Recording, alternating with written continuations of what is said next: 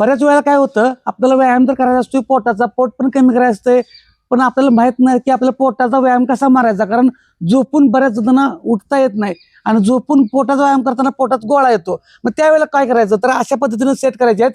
महिला भगिनी असू देत किंवा बंधू असू देत, म्हणजे जेंट्स आणि लेडीज सगळ्यांना व्यायाम हा एकसारखा चालतो. चला दाखवतो. अशा पद्धतीनं हां चालू. ओके. हां, अशा पद्धतीनं तुम्ही हे 30 तुमच्या शरीराच्या कुवतीप्रमाणे. ओके, थांबायचं. नंतर दम भरला की गुडघ्यावर त्या साईडला, म्हणजे इथं साईडच्या फॅटला पण ताण बसेल, इथं पोटाचा पण व्यायाम होईल. पण लक्षात ठेवा, हा व्यायाम केला म्हणजे पोट लगेच सपाट होत नसतं. ह्याला कॅलरीज चांगल्या बर्न व्हायला पाहिजेत, कमी कॅलरीज खायला पाहिजेत. कमी म्हणजे घरातल्या खाल्ल्या की पोट भरतंय, कमी कॅलरीज पण जातात. बाहेर जर तुम्ही काय अनहेल्दी खाल्लं की कॅलरीज जास्त वाढतात. उपाशी बसून सुद्धा पोट कमी होत नाही. त्यामुळं पहिल्यांदा व्यायामाची सवय लावा. परफेक्शनच्या मागे लागायचं नाही, ऍक्शनच्या मागे लागायचं. व्यायामाला कारण सांगायचे आहेत. हे 3 सेट करा. दर 1 तासानंतर तुम्ही जास्त वेळ जर बसून राहत असाल तर 1 मिनिट, 1.5 मिनिट, 2 मिनिट वेळ काढून हा सेट करू शकता.